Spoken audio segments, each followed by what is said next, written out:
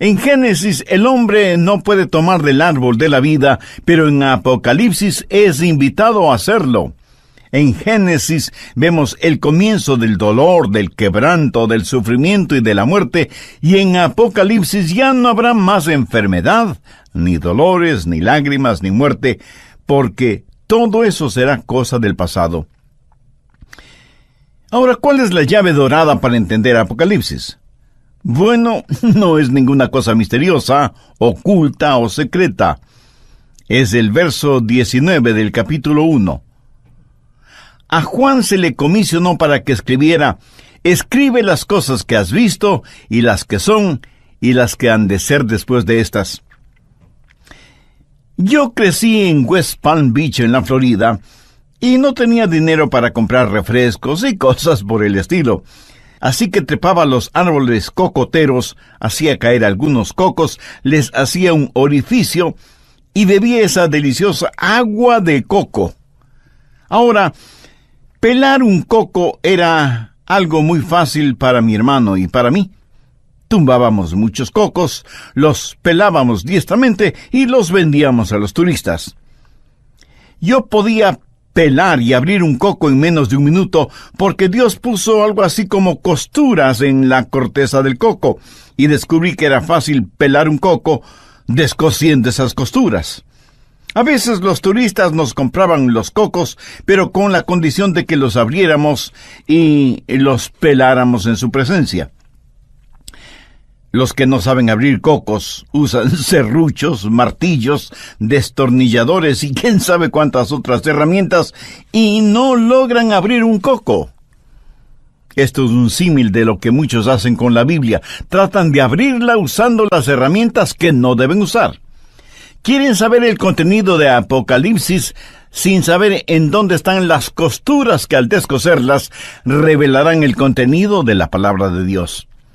Y por así decirlo, una de esas costuras la encontramos en Apocalipsis 1:19, en donde Juan recibió la orden de escribir sobre 3 cosas importantes. Primero, escribir las cosas que ha visto. Segundo, escribir las cosas que son. Y tercero, escribir las cosas futuras. Juan presenta un bosquejo del mensaje en 3 partes. Y es la orden que Juan recibe directamente del Santo Espíritu de Dios. Recuerde que Juan está en la isla de Patmos, preso por predicar el Evangelio del Señor Jesucristo. Apocalipsis, capítulo 1, desde el verso 10. Yo estaba en el Espíritu en el día del Señor, y oí detrás de mí una gran voz como de trompeta que decía: yo soy el Alfa y la Omega. Como usted seguramente sabe, Alfa y Omega son la primera y la última letra del alfabeto griego. Yo tengo un gran número de libros en mi biblioteca y todos ellos contienen todas las letras del alfabeto de mi idioma. Si Jesús ahora me pidiera que escribiera una revelación que me esté dando, me diría: yo soy la A y la Z. Toda la sabiduría de Dios está en el Señor Jesucristo. Ahora note lo siguiente, en el versículo 10. Escribe en un libro lo que ves. ¿Qué es lo que le dijo que escriba? Lo que iba a ver. ¿Y para qué? Pues envíalo a las 7 iglesias que están en Asia, a Éfeso, Esmirna, Pérgamo, Tiatira, Sardis, Filadelfia y Laodicea. Verso 12. Y me volví para ver la voz que hablaba conmigo, y vuelto, vi 7 candeleros de oro, y en medio de los 7 candeleros a uno semejante al Hijo del Hombre. Esto significa que hay un hombre en la gloria, el Señor Jesucristo, quien es Dios mismo, que llevó su humanidad hasta el cielo y es para siempre el Hijo del Hombre. Jesús, el Hijo de Dios, se refiere a sí mismo como el Hijo del Hombre. Verso 13. Al Hijo del Hombre vestido con una ropa que llegaba hasta los pies y ceñido por el pecho con un cinto de oro. Su cabeza y sus cabellos eran blancos como blanca lana, como nieve, sus ojos como llamas de fuego, y sus pies semejantes al bronce bruñido y refulgentes como en un horno, y su voz como estruendo de muchas aguas. Pasemos ahora al verso 16. Tenía en su diestra 7 estrellas, de su boca salía una espada aguda de 2 filos, y su rostro era como el sol cuando resplandece en su fuerza. Y cuando le vi, caí como muerto a sus pies. Y él puso su diestra sobre mí, diciéndome: no temas, yo soy el primero y el último, y el que vivo y estuve muerto. Mas he aquí que vivo por los siglos de los siglos. Amén. Y tengo las llaves de la muerte y del Hades. Escribe las cosas que has visto, y las que son, y las que han de ser después de estas. Cuando Jesús era crucificado, muchos se burlaron de él, desafiándole a que descendiera de la cruz. Y a las mujeres que estaban a la vera del camino por donde él pasaba, cargando la cruz, les dijo que no debían llorar por él, sino por ellas mismas, porque su hora aún no había llegado. La hora del Señor será cuando, descendiendo de su gloria, se muestre, no como el carpintero de Galilea, no como el profeta pobre, ni como el manso y humilde Jesús, lleno de infinito amor, sino como el exaltado y glorificado Señor Jesucristo. Con su pelo blanco como la nieve, debido a su santidad, sus ojos como llamas de fuego, sus pies como bronce bruñido, y el bronce es emblema y símbolo de juicio. Su voz como rugientes cataratas no admite argumentos ni discusión. Esa es la primera división del libro de Apocalipsis. En la segunda división, o sea, las cosas que son, básicamente son los mensajes 2 y 3. Las llamamos la época de la iglesia y veremos los mensajes a 7 iglesias. Los números para los judíos son más que matemáticas y ciencia, son filosofía, religión, espiritualidad, con profundo significado espiritual. Había 7 iglesias en Asia Menor que literalmente existieron. Pero siendo que son 7, sabemos que hay un simbolismo en esto. Habla de las iglesias de todos los tiempos. La era de la iglesia comenzó en Pentecostés y sigue vigente en nuestros días. Y estamos viviendo en la segunda división, que tiene que ver con las cosas que son. Apocalipsis 2:4. Dios le dice a la iglesia en Éfeso: pero tengo contra ti que has dejado tu primer amor. La iglesia en Éfeso era una iglesia maravillosa, pero su amor había comenzado a enfriarse. ¿Se acuerda cuando usted se casó? ¿Se acuerda de su luna de miel? Después de años de casados, ¿siguen viviendo en su luna de miel? Si es que usted no ama a su esposa más de lo que la amaba en la luna de miel, quiere decir que la ama menos. Porque el amor nunca es estático, nunca se queda estancado. ¿Ama usted al Señor Jesucristo con esa inquietante, deslumbrante intensidad que tuvo cuando le recibió en su vida como Salvador y Señor? Ojalá que nunca perdamos esa realidad. Alguien dijo que la luna de miel es el período entre el sí, lo prometo, y el ¿de qué promesa se trata? Lo que necesitamos hacer es mantener vivo y ardiente nuestro primer amor. De la iglesia de Éfeso se podía decir muchas cosas maravillosas. Sin embargo, Jesús dijo: pero tengo contra ti que has dejado tu primer amor. Y eso fue el mensaje más importante para la iglesia de Éfeso. Apocalipsis 2:10. Mensaje para la iglesia de Esmirna: no temas en nada lo que vas a padecer. Y aquí, el diablo echará a algunos de vosotros en la cárcel para que seáis probados, y tendréis tribulación por 10 días. Sé fiel hasta la muerte, y yo te daré la corona de la vida. Y esta es una iglesia que conocería el sufrimiento, y toda genuina iglesia del Señor sabe lo que es sufrir por causa de su nombre, porque contrariamente a lo que se predica desde muchos púlpitos hoy en día, cuesta el servir al Señor. A veces nos puede costar la vida. No piense que una vez que es salvo o salva, está en camino hacia el éxito, la popularidad y la prosperidad financiera. De ninguna manera. El Señor está enseñando aquí que nosotros, en esta época de la iglesia, estamos en peligro de dejar de perder nuestro primer amor y necesitamos enfrentar el hecho de que sufriremos persecución. Luego viene el mensaje a la iglesia de Pérgamo. El verso 14 epitomiza lo que estaba mal en la iglesia de Pérgamo. Escúchelo. Pero tengo unas pocas cosas contra ti, que tienes ahí a los que retienen la doctrina de Balaam, que enseñaba a Balac a poner tropiezo ante los hijos de Israel, a comer cosas sacrificadas a los ídolos y a cometer fornicación. Esta era una iglesia neotestamentaria, pero la impiedad y la mundanalidad estaban mezcladas con las enseñanzas del Evangelio. Y lo mismo era el altar de Jehová que el altar de Baal, que era un dios pagano.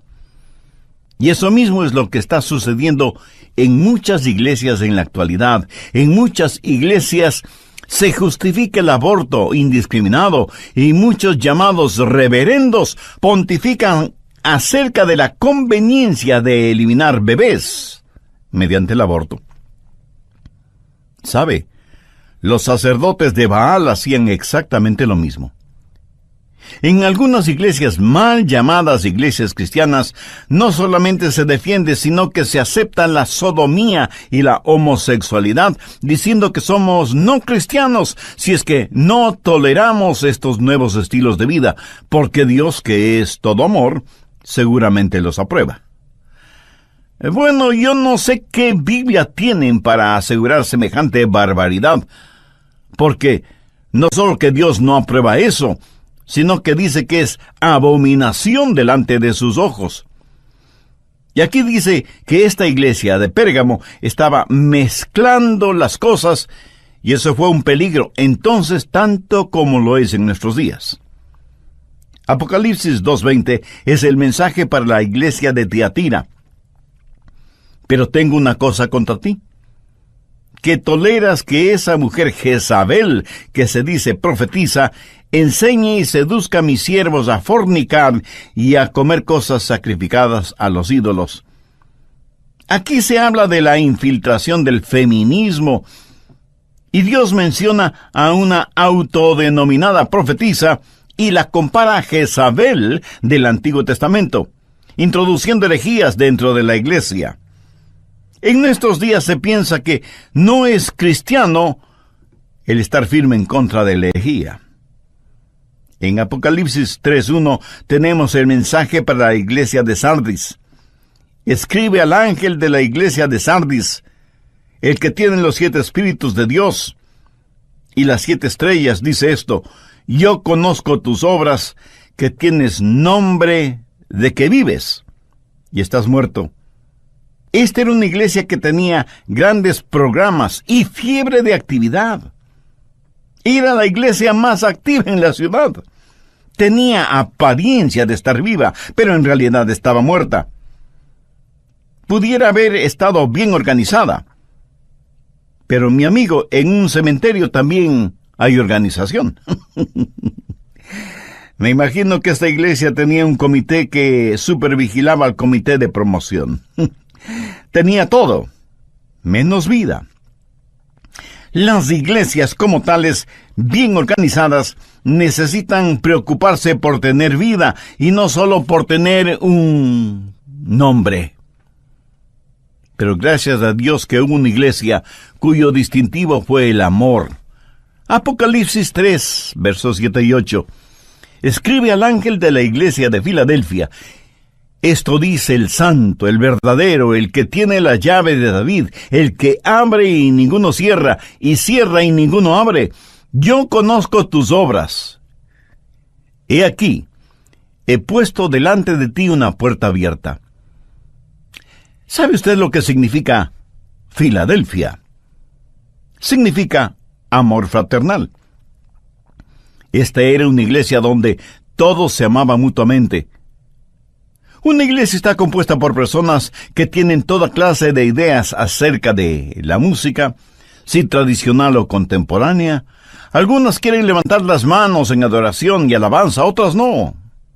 Y así por el estilo. ¿Quién está en lo correcto? Nadie.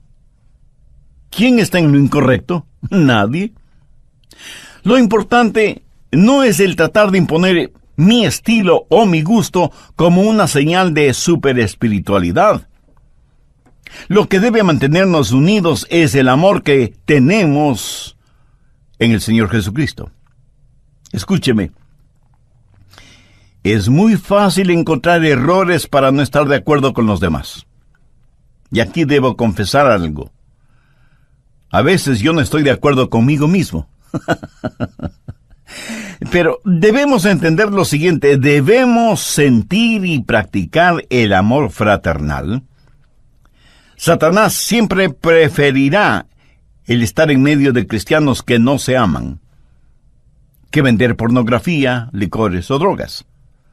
Dios le dijo a la iglesia en Filadelfia: he puesto delante de ti una puerta abierta, la cual nadie puede cerrar. El último mensaje es para la iglesia en la Odisea. Apocalipsis 3, versos 15 y 16. Yo conozco tus obras, que ni eres frío ni caliente. Ojalá fueses frío o caliente. Pero por cuanto eres tibio, y no frío ni caliente, te vomitaré de mi boca. Qué triste retrato de la iglesia de la Odisea. Tolerante de todo, acomodaticia. Demasiado buenos para ser malos, demasiado malos para ser buenos. Jesús dice que preferiría que fuesen o bien fríos o bien calientes, pero no tibios. Sabe que lo más difícil de vencer son los cristianos tibios. Si las iglesias tuvieran menos miembros, pero todos ellos en fuego por Jesús, se podría hacer mucho más que con un ejército de miembros tibios.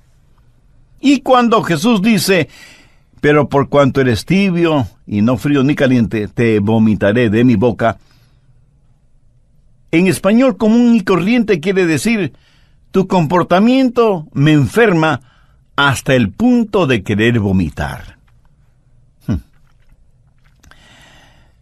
¿Cuál es su comportamiento frente a Jesús? ¿Tiene una relación personal con Él? Si no la tiene, ¿por qué no hace esa decisión ahora mismo?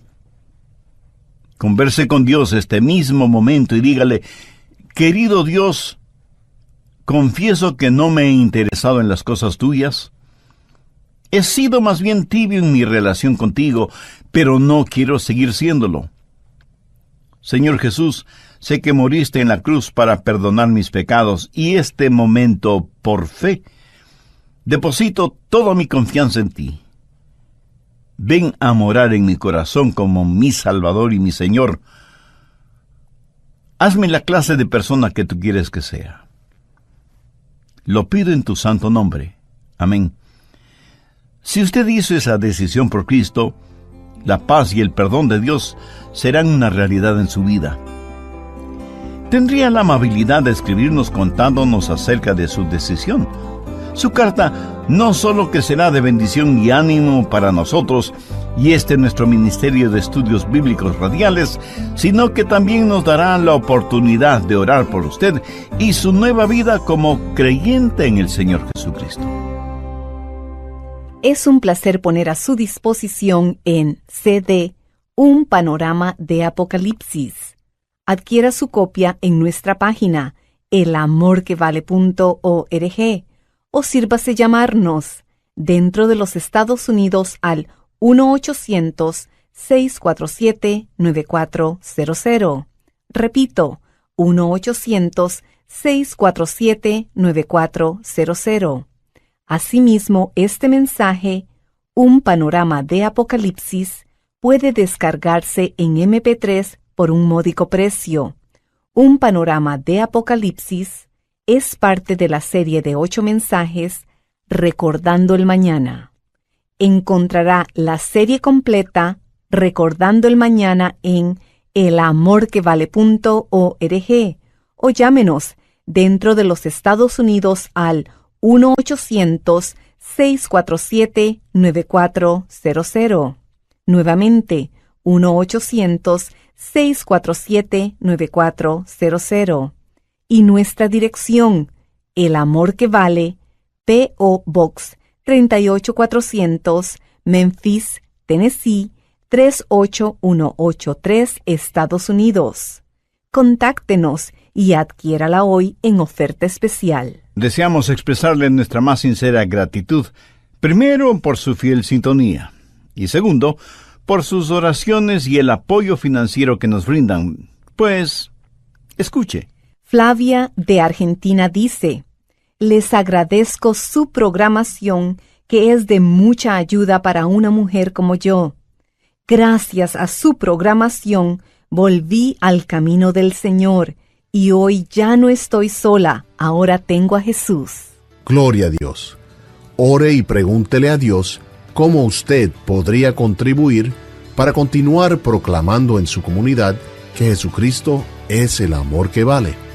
Al enviar su aporte económico, en agradecimiento, deseamos enviarle el folleto El Consuelo de su Venida. Llámenos al 1-800-647-9400. Repito, 1-800-647-9400.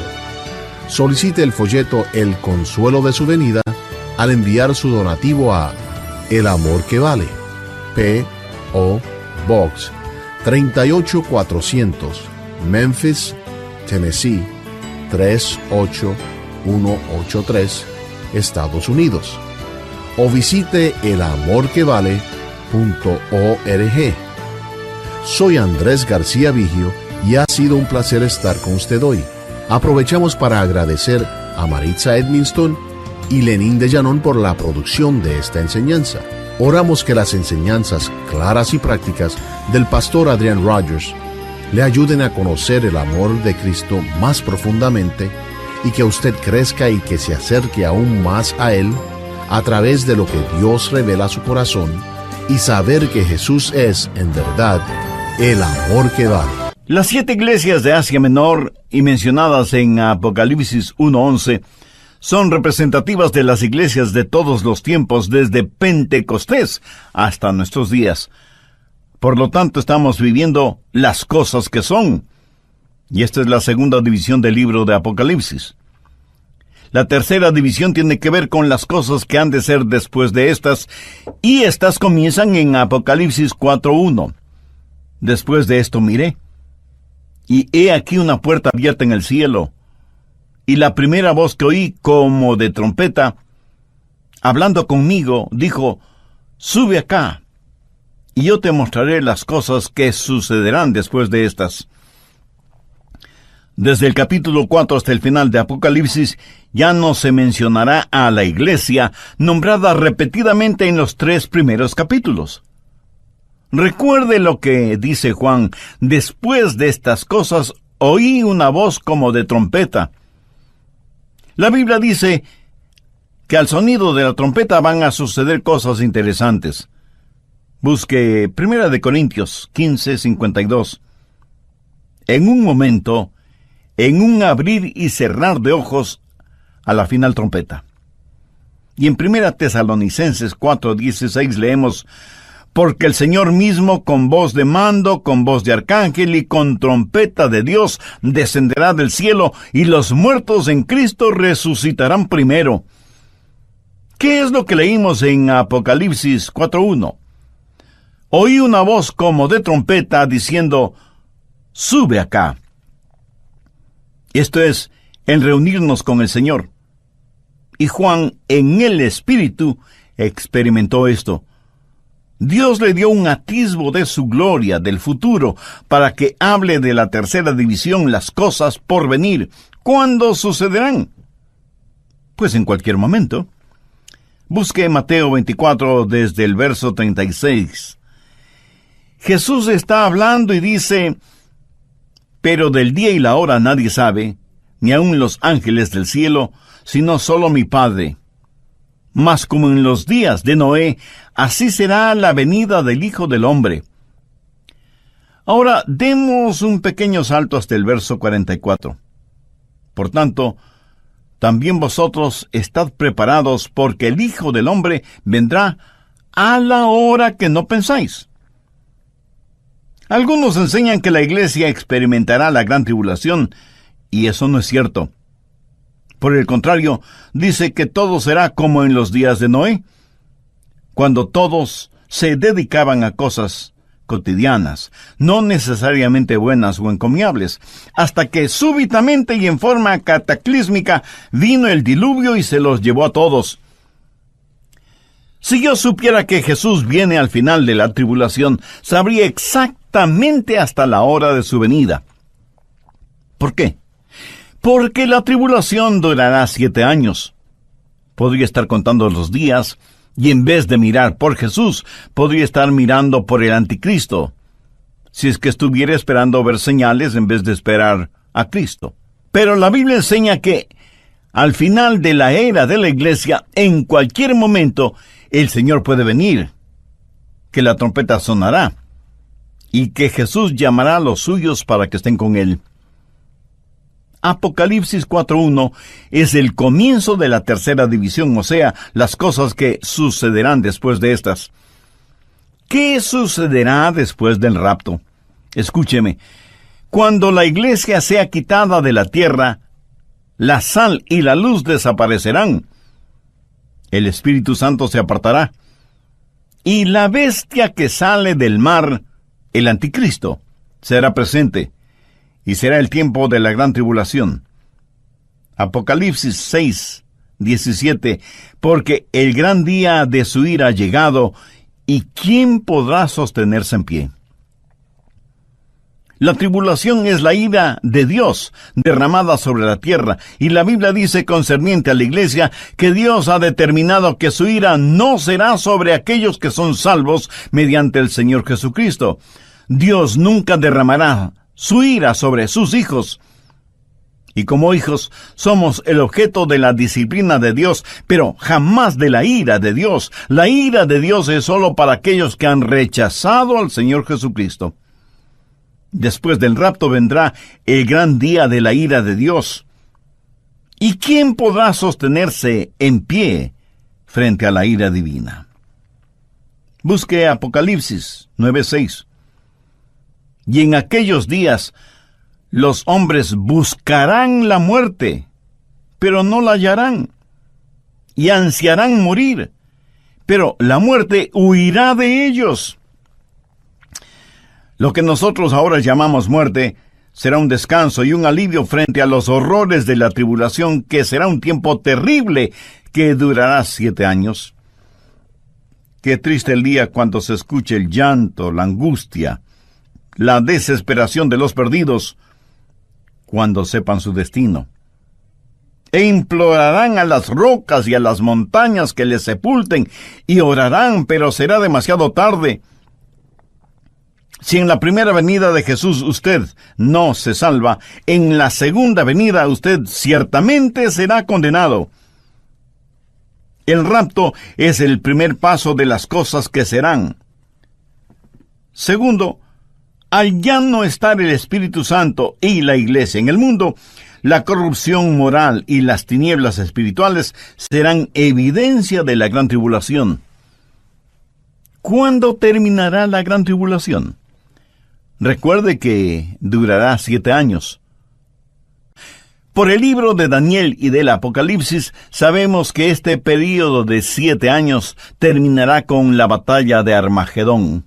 Anote Apocalipsis 16:16.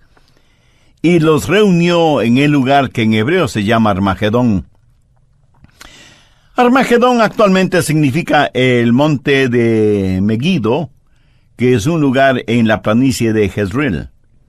Algunas de las batallas más decisivas de la historia se han desarrollado en ese lugar, y muchos de los famosos conquistadores pelearon allí, porque Israel está en la confluencia de 3 continentes, y de las rutas comerciales y militares. A través de esta tierra, desde Egipto a Siria y Mesopotamia, grandes batallas se pelearon en Megiddo. Y este será el lugar en donde la bestia, el anticristo, el hombre de pecado, el hijo de perdición, hará su último esfuerzo con su ejército mundial para enfrentar al pueblo de Dios, los judíos, y tratar de apoderarse de Jerusalén, la ciudad dorada, que es la ciudad que se ha transformado en el centro de atención mundial. El anticristo será el supremo comandante del ejército global de todas las naciones que, bajo el pretexto de paz mundial, unilateralmente desarmará a todas las naciones para concentrar todo el poder militar bajo su mando para la gran batalla final, la de Armagedón. Busque Apocalipsis 19:19. Y vi a la bestia, a los reyes de la tierra y a sus ejércitos reunidos para guerrear contra el que montaba el caballo y contra su ejército. ¿Cómo se peleará esta batalla? Jesucristo va a destruirlos con el espíritu de su boca. Apocalipsis 19, los versos 11 y 12. Entonces vi el cielo abierto, y he aquí un caballo blanco, y el que lo montaba se llamaba Fiel y Verdadero, y con justicia juzga y pelea. Sus ojos eran como llama de fuego, y había en su cabeza muchísimas diademas, y tenía un nombre escrito que ninguno conocía sino él mismo. Sabía que hay una ley física que dice que ningún recipiente puede llevar más que la capacidad del recipiente. Piénselo. No es tan difícil entenderlo, aunque parezca un poco complicado. Ahora escúcheme atentamente. Dios es mucho más grande que su capacidad mental. Y estoy muy agradecido a Dios de que Él sea así. De otra manera, yo no tendría ninguna confianza en un Dios al que pueda entender o controlar. Espero que me haya entendido. Dice que tenía un nombre que solo Él conocía. Continuemos leyendo los versos 13 y 14. Estaba vestido de una ropa teñida en sangre, y su nombre es el Verbo de Dios.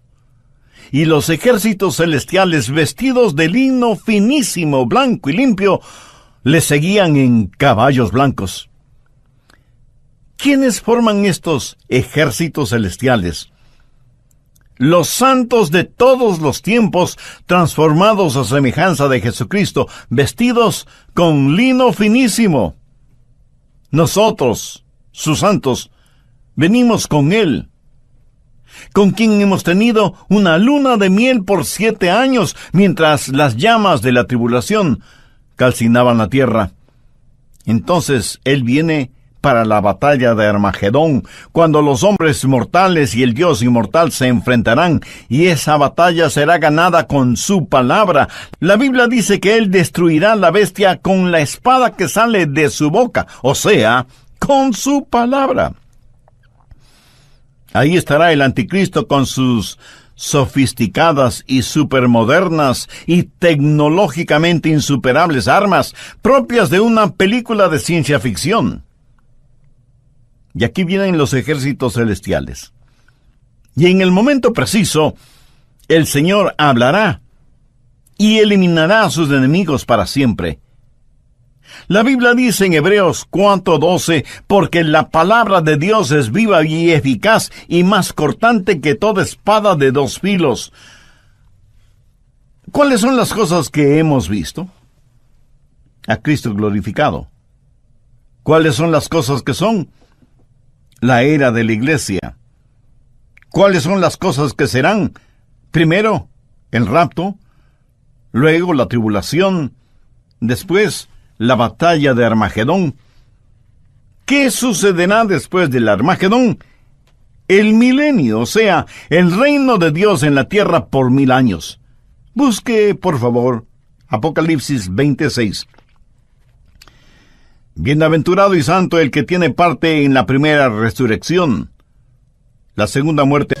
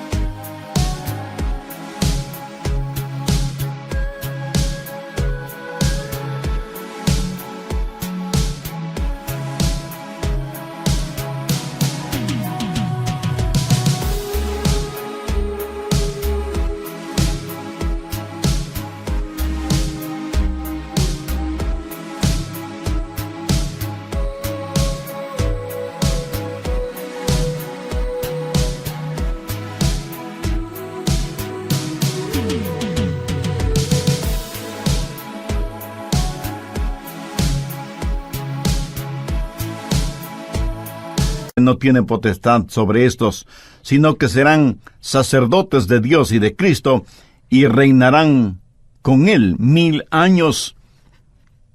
Seguramente alguien me preguntará, Pastor Rogers, ¿cree que aquí se está hablando en términos espirituales? ¿O es algo literal o solo simbólico? Yo creo que tiene que ser literal. ¿Qué es lo que Jesús nos enseñó a orar? Padre nuestro que estás en los cielos, santificado sea tu nombre, venga tu reino, hágase tu voluntad como en el cielo, así también en la tierra. ¿Cuándo y dónde cree usted que esa oración va a ser contestada? ¿Cree usted que Jesús nos hubiera pedido que oremos si es que esa oración no iba a ser contestada? Recuerde lo que dice una de las bienaventuranzas en Mateo 5. Bienaventurados los mansos, porque ellos recibirán la tierra por heredad. ¿Qué es lo que dice Apocalipsis 26? Bienaventurado y santo el que tiene parte en la primera resurrección. La segunda muerte no tiene potestad sobre estos, sino que serán sacerdotes de Dios y de Cristo, y reinarán con él 1000 años. ¿Se imagina? Seremos sacerdotes de Dios. Vamos a juzgar a ángeles. Vamos a reinar con él, literalmente. Y la tierra florecerá como una rosa. El león y el cordero apacentarán juntos, y toda la tierra estará llena del conocimiento de la gloria del Señor, como las aguas cubren la mar. Los hombres transformarán sus espadas en arados, sus lanzas en podadoras, y ya no habrá más guerra entre las naciones. 1000 años de genuina, de verdadera paz. ¿Cuándo comenzará el milenio? Han transcurrido un poco más de 6000 años de historia humana y estamos a la puerta de un 7º milenio.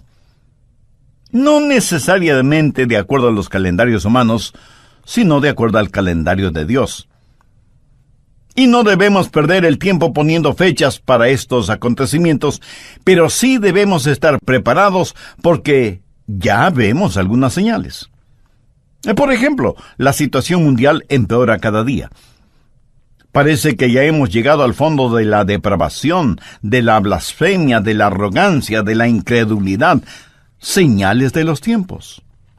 El Señor viene pronto. Busque Apocalipsis 20, los versos del 11 al 15.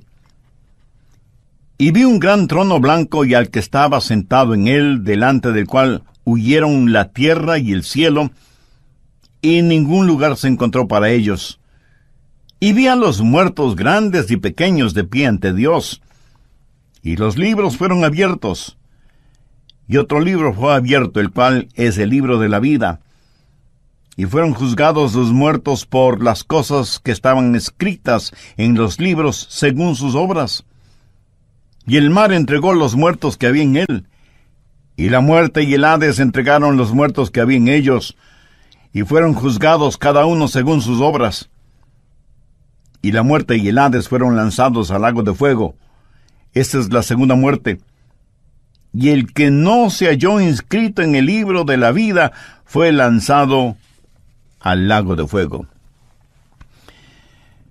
¿Por qué Dios no juzga a los seres humanos tan pronto mueren? ¿Por qué esperar hasta después del milenio para juzgarlos? Porque sus obras no han madurado completamente. Tome, por ejemplo, al fundador de ese imperio de placer sexual conocido como Playboy. ¿Se puede imaginar cuántas mentes ha envenenado? ¿Cuántos hogares ha destrozado? ¿Cuántos hombres y mujeres han sido guiados hacia una vida de depravación sexual bajo el estandarte de la revolución sexual? Un día ese hombre morirá. Pero aquellos a quienes corrompió, corromperán a otros, que a su vez corromperán a otros, que a su vez corromperán a otros, y así ad infinitum. Los crímenes de ese señor contra la humanidad están ganando intereses. Dios no juzgará a nadie mientras no haya puesto el último punto en la última página del libro de la historia de cada uno. Y esos libros no se han terminado de escribir todavía. Por eso el juzgamiento será después del milenio. ¿Cuál será el último de los eventos? Veamos Apocalipsis 21, los versos 7 y 8. El que venciere heredará todas las cosas, y yo seré su Dios, y él será mi hijo. Pero los cobardes e incrédulos, los abominables y homicidas, los fornicarios y hechiceros, los idólatras y todos los mentirosos tendrán su parte en el lago que arde con azufre y fuego, que es la muerte segunda. La Biblia enseña que hay una categoría de vencedores y otra de los que sufrirán en el infierno. En la actualidad es falta de consideración hacia los demás el hablar del infierno. Se dice que hablar del infierno no es políticamente correcto, y muchos prefieren estar políticamente correcto ante los hombres, aunque estén incorrectos delante de Dios. De acuerdo a Apocalipsis 1:19, ¿qué es lo que se le dijo a Juan que hiciera? Escribe las cosas que has visto, y las que son, y las que han de ser después de estas. ¿Y qué es lo que vio? Vio al glorificado Salvador, que pronto regresará. Vio la era de la iglesia, comenzando en Éfeso y terminando con la Odisea. Y vio el rapto, la gran tribulación, la batalla de Armagedón, el milenio, el juicio final, el cielo para los redimidos y el infierno para los rebeldes. Frente a estas realidades, mi amigo, ¿cuál será su destino eterno? Si usted aún no tiene a Jesucristo como su Salvador y Señor, le invito a hacer esa decisión ahora mismo. Arrepiéntase de sus pecados, deposite su confianza en Jesús, y Él le perdonará instantáneamente, le limpiará completamente y le protegerá eternamente. Si usted hizo esa decisión por Cristo, le invito para que nos escriba al respecto. Su carta nos dará la oportunidad y privilegio de orar por usted y su nueva vida como creyente en el Señor Jesucristo. Es un placer poner a su disposición en CD un panorama de Apocalipsis. Adquiera su copia en nuestra página elamorquevale.org o sírvase llamarnos dentro de los Estados Unidos al 1-800-647-9400. Repito, 1-800-647-9400. Asimismo, este mensaje, un panorama de Apocalipsis, puede descargarse en MP3 por un módico precio. Un panorama de Apocalipsis es parte de la serie de 8 mensajes Recordando el Mañana. Encontrará la serie completa Recordando el Mañana en elamorquevale.org o llámenos dentro de los Estados Unidos al 1-800-647-9400. Nuevamente, 1-800-647-9400. Y nuestra dirección, El Amor que Vale, P.O. Box 38400, Memphis, Tennessee, 38183, Estados Unidos.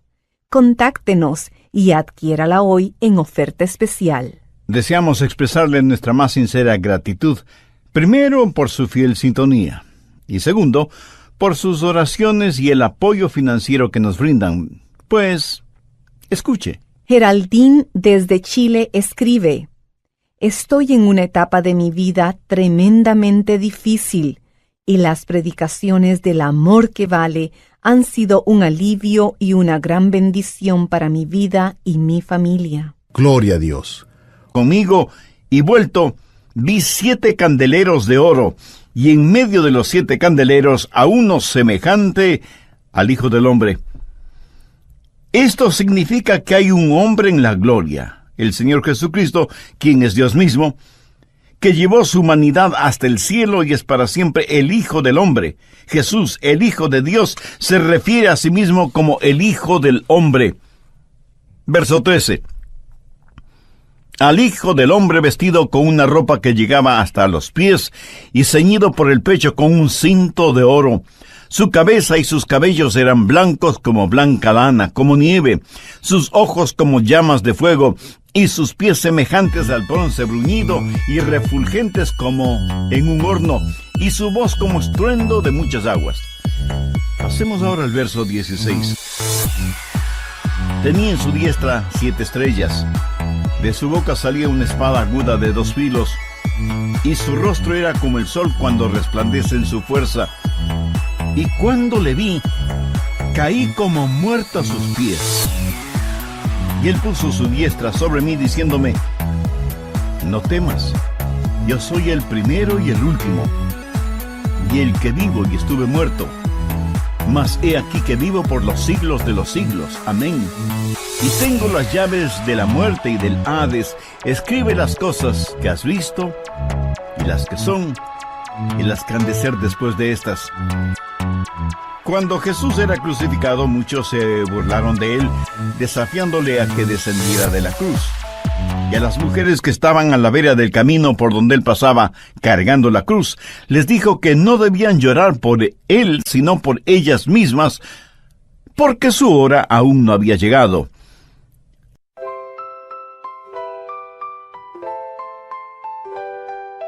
Lakefront breeze whispers your name.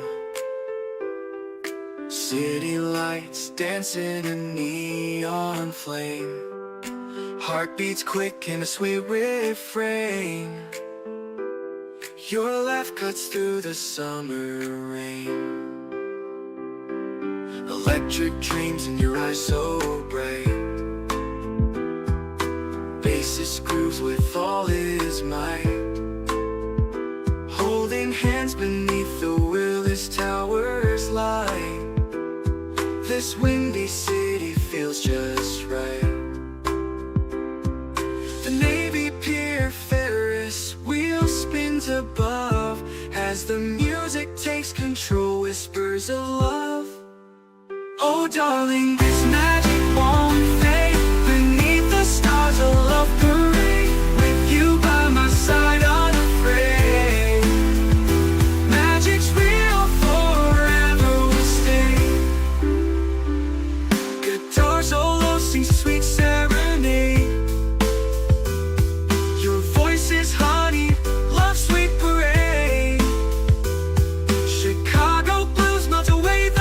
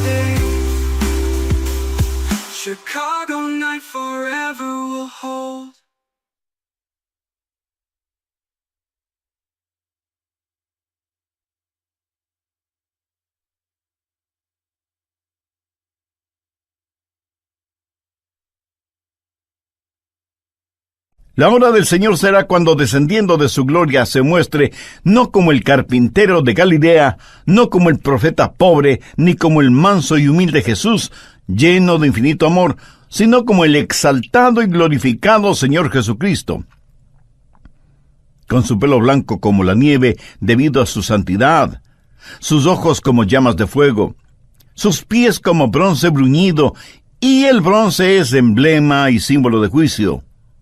Su voz como rugientes cataratas no admite argumentos ni discusión. Esa es la primera división del libro de Apocalipsis. En la segunda división, o sea, las cosas que son, básicamente son los mensajes 2 y 3. Las llamamos la época de la iglesia y veremos los mensajes a 7 iglesias. Los números para los judíos son más que matemáticas y ciencia, son filosofía, religión, espiritualidad, con profundo significado espiritual. Había 7 iglesias en Asia Menor que literalmente existieron. Pero siendo que son 7, sabemos que hay un simbolismo en esto. Habla de las iglesias de todos los tiempos. La era de la iglesia comenzó en Pentecostés y sigue vigente en nuestros días. Y estamos viviendo en la segunda división que tiene que ver con las cosas que son. Apocalipsis 2:4. Dios le dice a la iglesia en Éfeso: pero tengo contra ti que has dejado tu primer amor. La iglesia en Éfeso era una iglesia maravillosa, pero su amor había comenzado a enfriarse. ¿Se acuerda cuando usted se casó? ¿Se acuerda de su luna de miel? Después de años de casados, siguen viviendo en su luna de miel. Si es que usted no ama a su esposa más de lo que la amaba en la luna de miel, quiere decir que la ama menos. Porque el amor nunca es estático, nunca se queda estancado. ¿Ama usted al Señor Jesucristo con esa inquietante, deslumbrante intensidad que tuvo cuando le recibió en su vida como Salvador y Señor? Ojalá que nunca perdamos esa realidad. Alguien dijo que la luna de miel es el período entre el sí, lo prometo, y el ¿de qué promesa se trata? Lo que necesitamos hacer es mantener vivo y ardiente nuestro primer amor. De la iglesia de Éfeso se podía decir muchas cosas maravillosas. Sin embargo, Jesús dijo: pero tengo contra ti que has dejado tu primer amor. Y eso fue el mensaje más importante para la iglesia de Éfeso. Apocalipsis 2:10. Mensaje para la iglesia de Esmirna: no temas en nada lo que vas a padecer. Y aquí, el diablo echará a algunos de vosotros en la cárcel para que seáis probados, y tendréis tribulación por 10 días. Sé fiel hasta la muerte, y yo te daré la corona de la vida. Y esta es una iglesia que conocería el sufrimiento, y toda genuina iglesia del Señor sabe lo que es sufrir por causa de su nombre. Porque contrariamente a lo que se predica desde muchos púlpitos hoy en día, cuesta el servir al Señor. A veces nos puede costar la vida.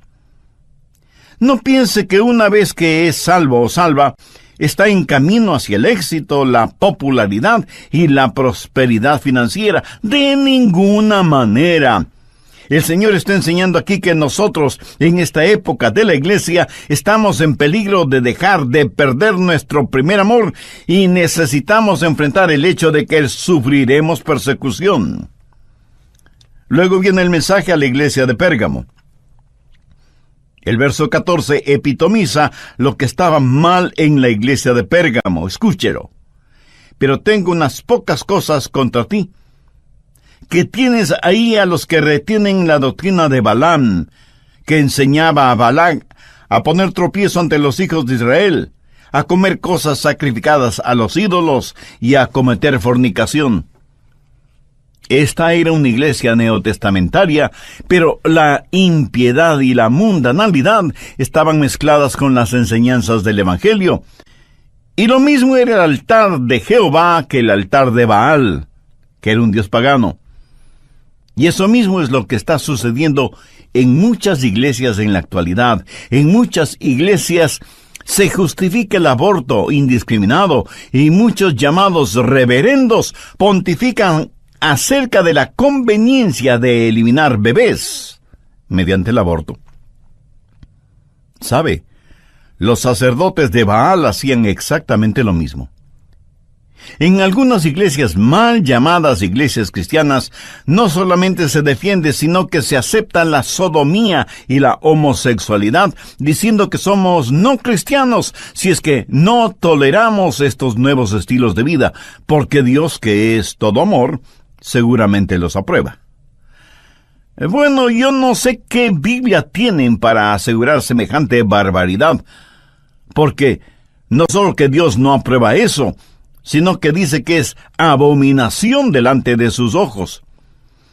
Y aquí dice que esta iglesia de Pérgamo estaba mezclando las cosas, y eso fue un peligro, entonces tanto como lo es en nuestros días.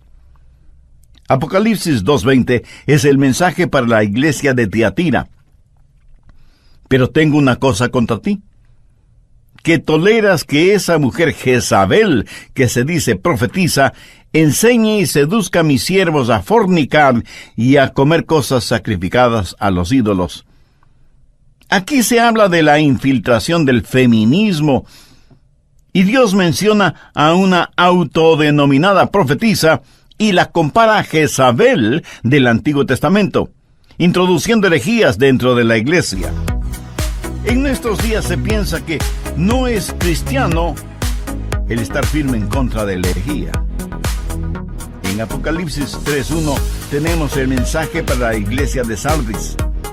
Escribe al ángel de la iglesia de Sardis, el que tiene los 7 espíritus de Dios y las 7 estrellas, dice esto: yo conozco tus obras, que tienes nombre de que vives y estás muerto.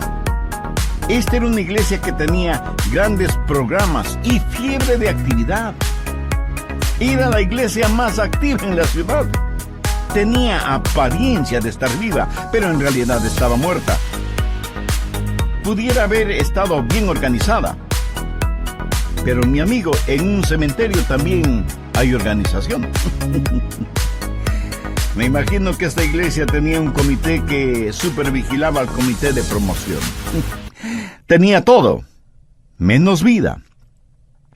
Las iglesias como tales, bien organizadas, necesitan preocuparse por tener vida y no solo por tener un nombre. Pero gracias a Dios que hubo una iglesia cuyo distintivo fue el amor. Apocalipsis 3, versos 7 y 8. Escribe al ángel de la iglesia de Filadelfia: esto dice el santo, el verdadero, el que tiene la llave de David, el que abre y ninguno cierra, y cierra y ninguno abre. Yo conozco tus obras. He aquí, he puesto delante de ti una puerta abierta. ¿Sabe usted lo que significa Filadelfia? Significa amor fraternal. Esta era una iglesia donde todos se amaban mutuamente. Una iglesia está compuesta por personas que tienen toda clase de ideas acerca de la música, si tradicional o contemporánea. Algunas quieren levantar las manos en adoración y alabanza, otras no. Y así por el estilo. ¿Quién está en lo correcto? Nadie. ¿Quién está en lo incorrecto? Nadie. Lo importante no es el tratar de imponer mi estilo o mi gusto como una señal de superespiritualidad. Lo que debe mantenernos unidos es el amor que tenemos en el Señor Jesucristo. Escúcheme. Es muy fácil encontrar errores para no estar de acuerdo con los demás. Y aquí debo confesar algo.